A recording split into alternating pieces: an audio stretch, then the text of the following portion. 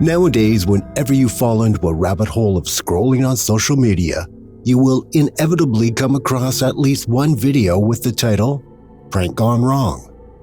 Usually, the video itself will feature some teenager attempting to leap out on an unsuspecting friend to frighten them, only for the friend to retaliate instinctively and smack the prankster square in the chops.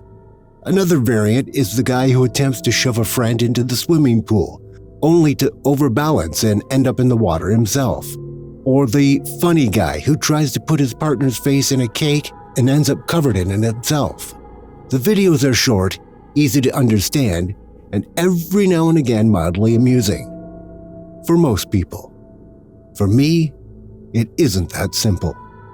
For me, even the title Prank Gone Wrong makes my stomach turn flips and a horrible clamping feeling grip my throat. The prank I tried to pull was not as generic or as normal as the ones you see online. It was specifically tailored for the guy we wanted to scare, and although the backlash didn't impact us immediately, it has affected me for many years since. In some ways, though, it was a simple prank. All it involved was a few books and a dozen pieces of chalk. Marty Newland had worked at the Morton Library for over 5 years when the whole thing happened. I went to school with Marty, and though we were never what you might call friends, we had a nodding acquaintance whenever I happened to see him around town, or on the rare occasion that I stopped into the Morton Library for a book or a CD. For those who don't know, the Morton Victorian Library, as it is known, is housed in a huge old building which, living up to its name, was built during the Victorian period. It has been a library for almost as long, though only the downstairs rooms were ever used to house books. The upper rooms were often used for functions such as art exhibits, Cub Scout troop meetings, town planning meetings, lectures, and any other events in town that might need a space bigger than a school hall. They were also used as storage and preparation areas for town events, and it wasn't uncommon to attend an event there and see pile upon pile of old junk and charity donations stuffed into one corner. These upstairs rooms were open to the public during events and accessed only by staff for the rest of the time. Far more interesting than those rooms, however, were the basement rooms. Almost a mirror image in terms of size, but windowless and therefore darker. The basement rooms were under the library itself and very rarely accessed or even used, which is why we and Marty Newland crossed paths. As part of his deal with the management of the library, and because he was such a long-serving institution there, Marty somehow managed to wangle himself permission to not only access the downstairs rooms, but eventually to actually stay there, treating the space as his own private pad under the library. When we first heard about this, my friends and I thought it was hilarious. We all had images of him, all lank dark hair and thick Coke bottle glasses, slinking off into the shadows like Igor in some old Frankenstein movie, relegated to the cellar of the library management like he was some kind of pet. Marty's basement became the subject of a number of running jokes in Morton for a few months, until the night he decided to open it up to people. In 2016, as part of the library's drive to get people reading horror over Halloween, Marty volunteered to run lectures on witchcraft and alchemy and introduce people to some classic horror writers by doing readings of their work, as long as the powers that be agreed to allow him to do the readings not in the usual venue above the library, but in his basement home below it. I have to admit that for a gawky, unpopular kid talking about books in what most people thought was going to be his little hovel, Marty pulled quite a crowd, many of whom had turned up just out of curiosity to see the fabled basement. They were not disappointed. To say that I was surprised upon seeing what Marty had done with the place would be an understatement.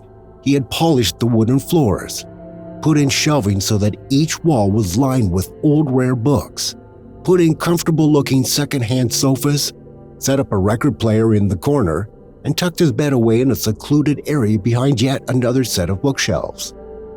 He had his own shower and bathroom, a small area where he could cook, and overall, with its black painted walls, wooden floors, and shelves of books, the single coolest looking apartment in the whole of Morton, albeit a windowless one in the basement of a library. To say that my friends and I were jealous would be also an understatement.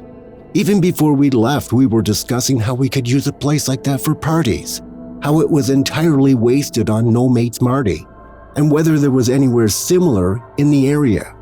There wasn't.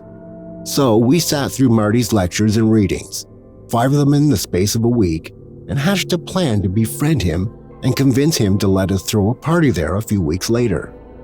For hours, we listened to him drone on about the history of magic, how he believed that a coven of witches had operated in Morton up until recently.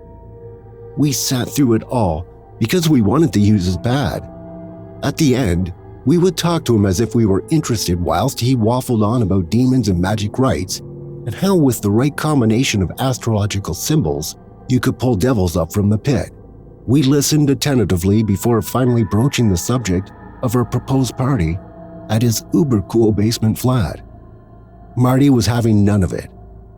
We tried convincing him with the promise of drink, drugs, and even girls, but he didn't go for any of it, politely declining even though we insisted, and telling us that it just wasn't his thing. That should have been the end of it. It should have been, but it wasn't. As revenge for having been turned down so flatly, we decided to turn some of Marty's own ridiculous fears against him. Whilst a few of my friends distracted him at the counter with questions about some books they wanted to take out, Johnny and I picked the lock down to Marty's basement.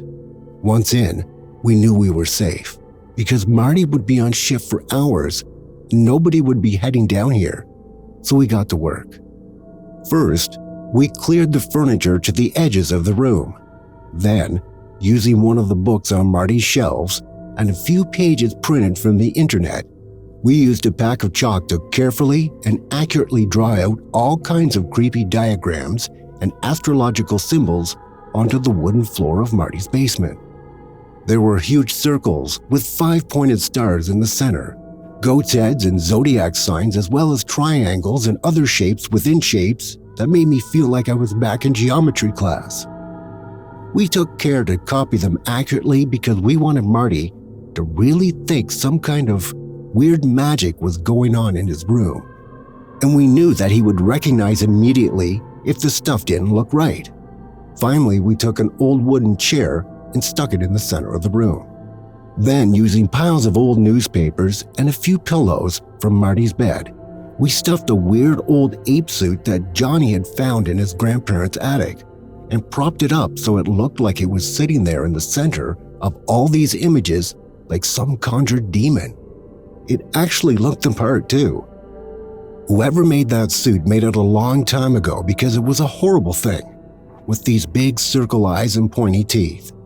We left it there in the middle, crept undetected back up the stone steps out of the basement, and waited to hear how Marty had gone to his basement that night and absolutely crapped his pants when he found a conjured demon right there in the middle of his room. Only we never did hear that. What we did hear instead was that Marty had gone missing. The local papers made a big deal of how Marty was some kind of devil worshiper, which of course he wasn't. They said that he had drawn all kinds of strange symbols onto the floor of his apartment and was performing strange rites in the basement of the library. We of course knew it was nonsense. We had drawn the symbols, but the press put 2 and 2 together and made 5. We were not going to come forward and contradict them, especially since Marty was officially missing.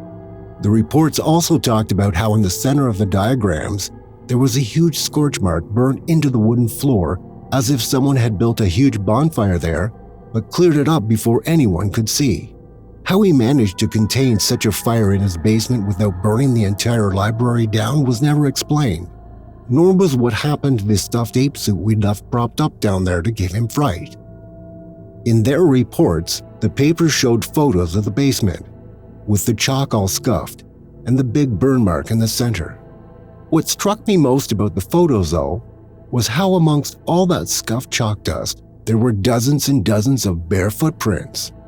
Had the police or library staff taken off their shoes when they went to investigate?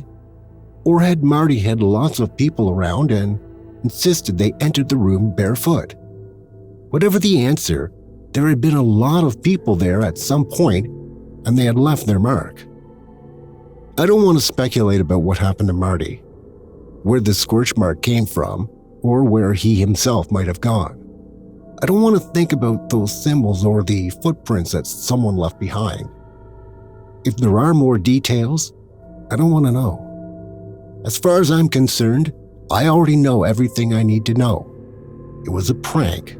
Just a stupid prank that went very, very wrong.